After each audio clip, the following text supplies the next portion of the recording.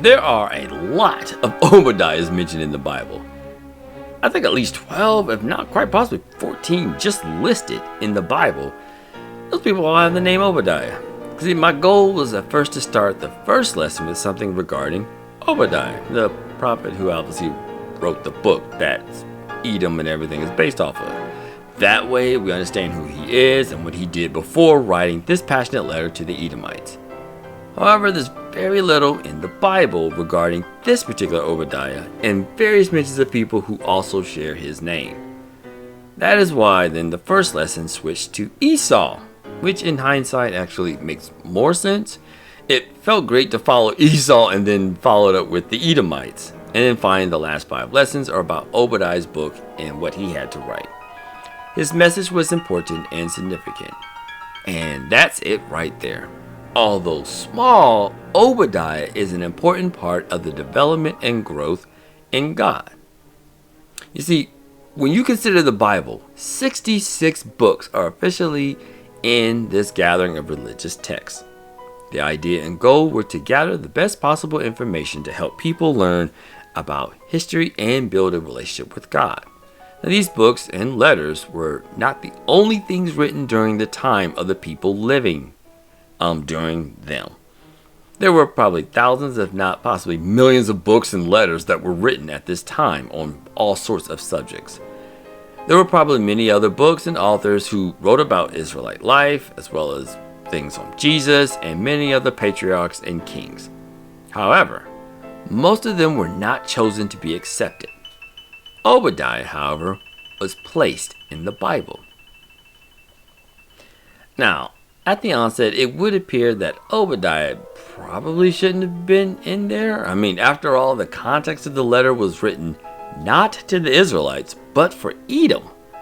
Granted, Israel was, I would imagine at the time, quite thrilled to hear what would happen to their brethren, but the inclusion of this letter would have seemed strange and a little bit weird.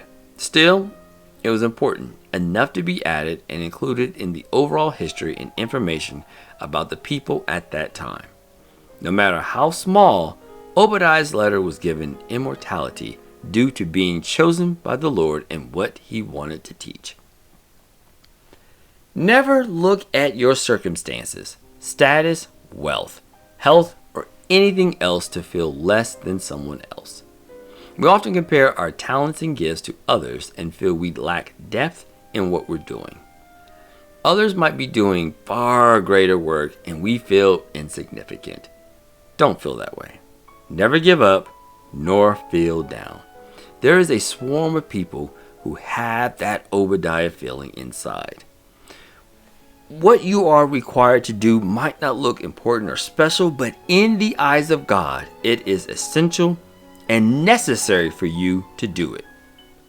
Why was Obadiah chosen to send the letter to the Edomites? Doesn't matter. All that is important is that the call was given and Obadiah answered.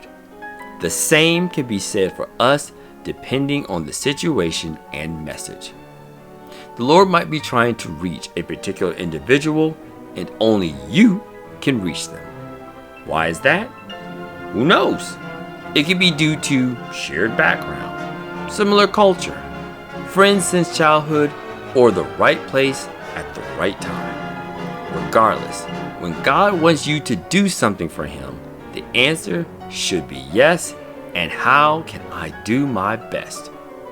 It doesn't matter if you need to give a smile, a kind word, a corrective word, encouragement, food, or just maybe a shoulder for someone else to lean on. Regardless, now that there are no small missions, there are no small ministries, also know that actions or words that can change the life of someone for the better is awesome. There are only people who are more than willing to say yes, do the job, and then see how that can lead to a better life and change that far surpasses even the greatest imagination. For more on the Judgment of Edom, please visit lavari.com/Edom for free chapters, videos, and more. That link will be in the description. This book is available in various formats, including hardcover, paperback, Kindle, and audiobook, ensuring that it can be enjoyed in the way that best suits your reading preferences. It's also, of course, on Amazon and wherever else books are sold online. Thank you for your support and prayers as you embark on this transformative journey by using Obadiah in your life.